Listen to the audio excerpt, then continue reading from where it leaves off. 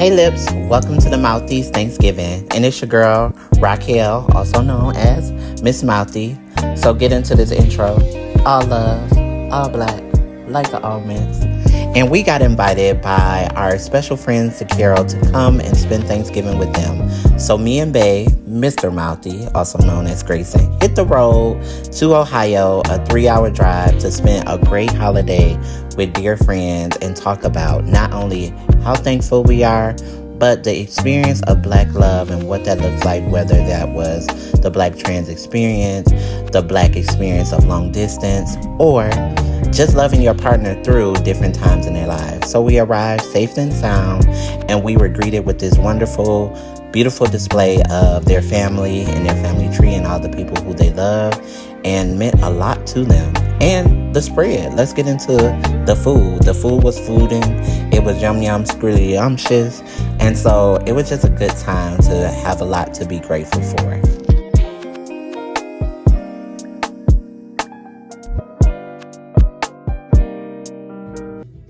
Hey y'all, so we are here on Thanksgiving enjoying great conversations around love, the existence of it, but in blackness, in transness, and in genuineness of it all. And so today we have amazing special guests. Can y'all introduce yourselves for us? Hello everyone, my name is Malachi Carroll. Everyone calls me Mel. My pronouns are he, him, and king. I'm Jennifer Carroll, and my pronouns are she, her, queen. Yeah, and so they invited us into their lovely home for the holidays. And of course, Babe is over here as well. Babe, say hello. Hey, how y'all doing? Mr. Mouthy in the building. So we just really wanted to talk about love and what that looks like, because we're on our own journey, but Absolutely. At the same time, too, let us know, like, how did this all begin? So we 15 years in strong. Mm-hmm. He stalked me on Hey. Facebook. Hey, y'all better have one. Yeah. We still are still in the works. Yeah, by the time next one we see y'all, we gonna have it. Yeah. So it started out, I saw her picture, I saw her on Facebook, right? And I tell her this all the time, God told me she was the one at that very moment. So I started inboxing her, trying to talk to her on Facebook, right? I don't know how we became friends on Facebook. And I think it was back in the time where you just accepted everybody. Everybody's just your friend, but So I think that's when it was, but we don't know. So then I sent her thing, and she kept ignoring me, right?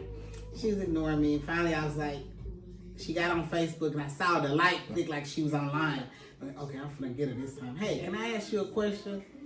And she was like, I don't know what I said. she was like, sure, what? I was mean. She was very mean. I was mean because I was coming out of an unhealthy relationship of 8 years. Yeah.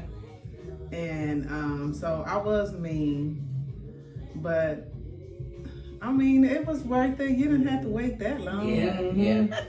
And look at y'all now. Let's fast forward. Yeah. A year later, after talking to her online and through Skype and all those things online for a whole year, I found I was like, you know, she kept avoiding coming to see me, didn't want me to come see her. So finally I called her. I was like, hey, I'm sending you a plane ticket for you to come spend New Year's with me. You know, I already paid for it. Yeah. And so she was like, okay. I didn't have a choice because it was $600. Yeah. That's right. So I'm like, dang, I gotta go. What was holding you back, Jen?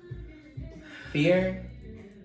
I don't know. I probably fear, and you know, finally out of that relationship, and just didn't want to get back into another relationship, not knowing That's real. what it was going to be. And I get there and meet the whole family. Yes. Let's go back. I'm like, Wait, let's go back. She get to Dallas International Airport, DFW. I had her to pick her up. She comes out the building it's January December. No, it was December. It was December, but getting ready to be January, so wintertime, right? In Texas, and she gets off with this big old coat on, and I was like, "It's 99 degrees. Right. Please take that coat off." in Ohio. Yeah, and she said, well, it's cold. I said, well, it's not. You in Texas now. Go ahead and take that thing off. And then she gets in the car, and I see her out of the corner of my eye looking at me, right? I'm just chilling, you know. And we get to the light. Right before you leave out of DFW airport, there's a traffic light.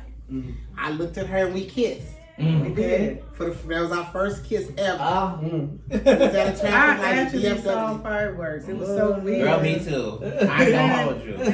And it's like I didn't even care if anybody was watching. Like I was just like, oh my God, what is going on? Did I finally find my soulmate? Yes. Real? Yeah. Yeah, like we compliment each other a lot. Even with like preparing this meal, he was like my left hand.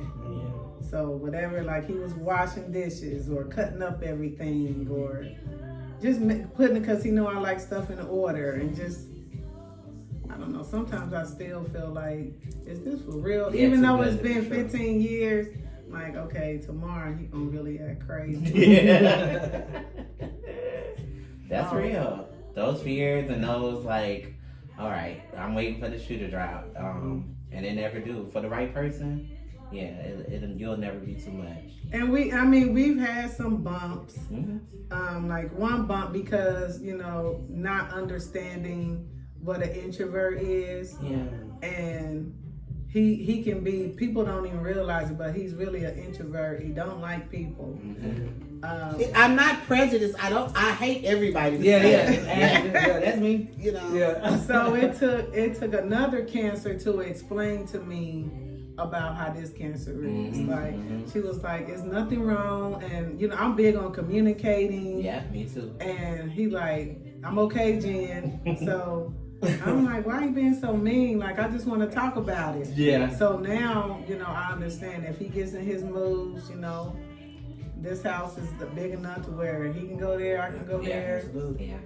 And sometimes I might just, want some space. Yeah. So it's healthy in a relationship.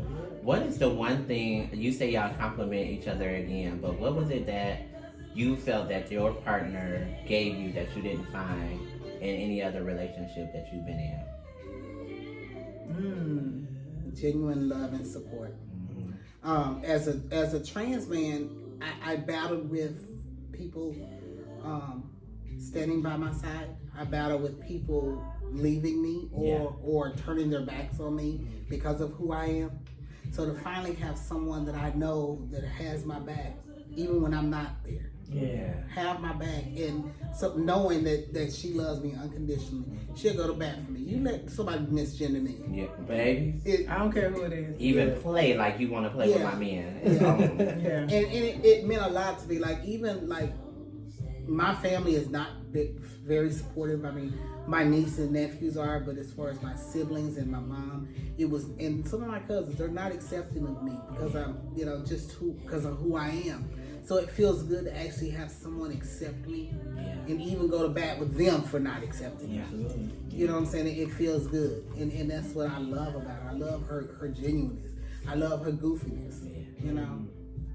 That's my girl. I think for me, he appreciates my femininity. Like, he will say, "Babe, when the last time you went to the spa?" Or if my nails or my feet are not done, or my hair, or like I usually have my lashes. I am bald-eyed for a little while. It's okay. But he don't care. Like, if I don't have him, he'll be like, "Babe, I know how you are." So he appreciates, But I was doing that before I even moved here. Made sure he did. He did. Her. Yeah, he did. Winner chicken dinner. He did send me somebody, like, he was like, "Why your nails aren't done?" I'm like, "Well, I got this penny wearing stud in the house trying to get her out the house." But yeah, I don't know. I still struggle with, like, when he tells me I'm beautiful, because like all the other relationships, they put me down and told me, no one will ever be with you, or you'll never get married. And so I didn't never think that, we would be homeowners and be married and traveling, I didn't think I would have a passport. So I'm definitely happy and blessed, and I'm glad that he was patient enough and found me, because it wasn't easy for him. I remember the first time we went to a car dealership. She had never purchased a car at a car dealership. And I was like, well, you go to the car dealership and get a car. And she's like, no, I don't know. She was all nervous. And we get there and they're like, oh, well, you can drive off the lot with nothing down. And she was like, what? I didn't think about it, Yeah. I grew up in Dayton U. That's considered like one of the little hood parts of Dayton. Yeah. So it wasn't in my cards. I didn't See the bigger picture. I did not. Because so many people has told me, like, you're not gonna have this, you're not gonna be able to do that, and word curses, they real. Yeah. You got a question, babe? Well, I was gonna ask, like, what advice do y'all have for young new couples? One main thing I would say, if you are upset, wait until you calm down. Don't ever talk about it while you're upset, because you can say something that you can't take back. Whoever came up with that sticks and stones may break, but words do hurt. Yeah. So I would say just wait and just communicate and just don't lie. Yeah. Even if you did it, just be like, babe, I did it. Yeah. Just be honest. Regardless. I'll say the same thing. Communication. Yeah. Communication is really big, and just showing up for that person like you want her to show up for you. Yeah. That's how I know I'm in love, because And again, nobody can tell you how to navigate your relationship. Mm-hmm. Everybody always has something to say about what you're doing, but what's between y'all is between y'all. You know what I'm saying? Don't let nobody, and especially don't let any somebody single try to tell you. No, for real. For real. So, just keep the line. And like she said, we don't argue. We had our first argument when it was we was on Indianola, so that's been about 10 years ago. We had our first argument. I don't even remember. So we had our first argument, right? We didn't argue because she was upset, and we had this staircase. We lived in this house and we had upstairs, and she was going up the stairs, and she was so mad at me, and she knocked everything off the banister, just like And I had never seen her upset, so I laughed because it was funny to me. Oh, that just really threw her off. But it was so funny though. I was like, oh, you mad. It's different levels. Yeah. And I really wasn't even mad. Nah, the way you knock all that stuff off that counter. But it was funny because when we tell people that we don't argue, we don't. We just don't. And it's not because we don't have things going on. It's just that we have learned, because I like to fight. She likes to argue. So guess what we decided to do? Well, she has a smart mouth. She don't like to fight. She has a smart mouth. I'm non-confrontational. She has a smart mouth, and I know I like to fight. So the best thing for us to do, and we learned this, and that's because we dated for a whole year. So we got to know each other. So I know, okay, let me calm down and we'll talk about this. And that's what we've always did. Calm down and then talk about whatever that issue was. You have to be calm about it. Our first argument was very funny. It ended up being funny. Like, it was just us trying to. Well, that wasn't the first, but I feel like the first real one, because the other one was like pre-game. But we was trying to beat each other to who was gonna sleep on the couch, and it was just like, I'm sleeping on this couch.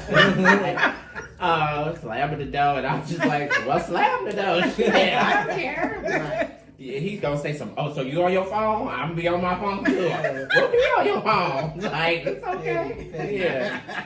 Oh, I would have been laughing at y'all. Yes, it was just, but it was rooted in love, and what it made me realize was like, this is how you can disagree healthy, right? Like, the respect will still be there, and you love this person enough to say, it's okay, you can have your space, you can have your moment. Yeah, take what you need, leave the rest.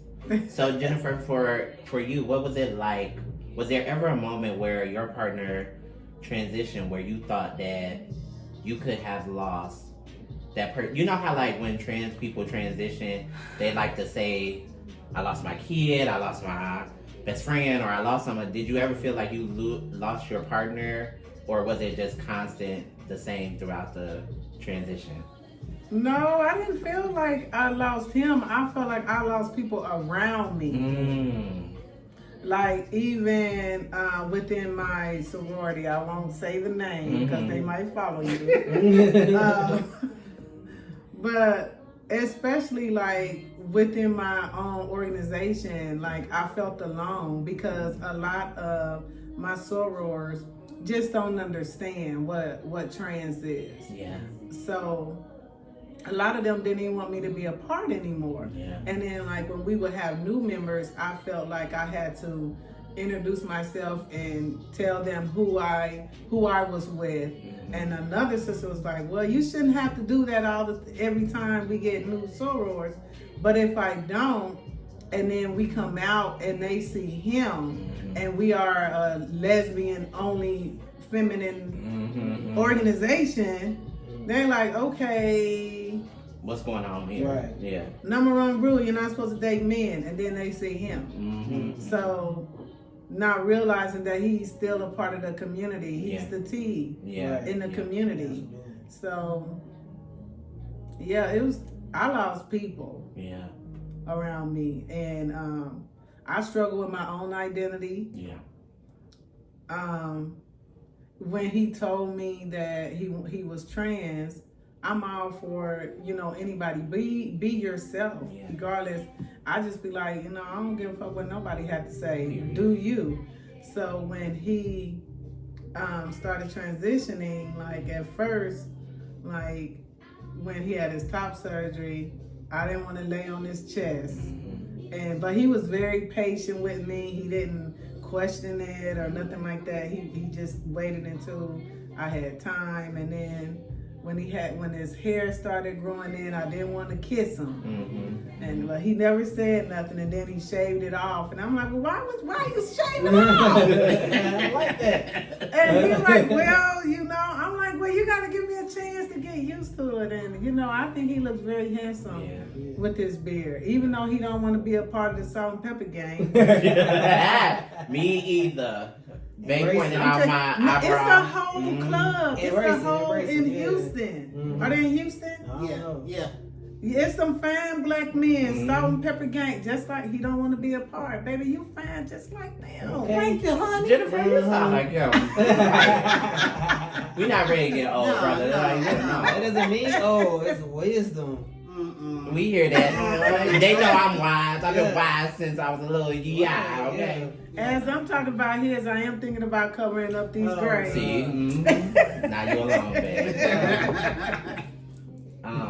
Okay, so in the spirit, we'll close it out with, in the spirit of Thanksgiving, let your partner know what you are thankful for from them.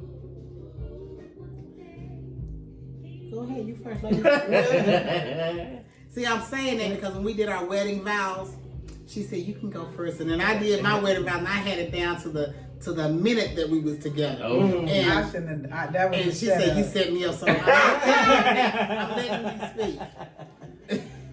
I am thankful for you just being here for me and just accepting me for all my little quirkiness, and I feel safe when you're around, and I don't know, I'm in love with you. Yeah. I am. I know, I feel it. I'm thankful. I am actually thankful that you've made me a better man. You've pushed me to do more. You've pushed me to do better. You are, when they say behind every strong man there's a black woman, you are that. And I can appreciate that. I love everything about you, from your head to the bottom of your feet to the top of your head. Can you rub my feet later? Ooh. Might be a charge for that. Yeah. And thank you for making our house a home. Thank you for giving me a family. Yeah. Oh, baby. Yeah. Thank y'all for sharing y'all story. Thank you. This has been great, and especially with being a newly couple. when we can be around people that celebrate love and Yes. years invested, it gives us hope. Yeah, and we only hope to get, you know what I'm saying, to 15 plus as you have. Y'all will. Like inspiration. Y'all Yes. So it's your girl, Miss Mouthy. Even when you what? Don't see me, you hear me. And it's your boy, Mr. Mouthy, and even when you what? Don't hear me? You definitely see me. Till next time, bye. Bye. Thank y'all for tuning in with the Mouthies as we explore life, love, and laughter this Thanksgiving with the Carrolls. Thank you for watching. Make sure y'all like and share and follow us on YouTube at the Mouthies. We love y'all.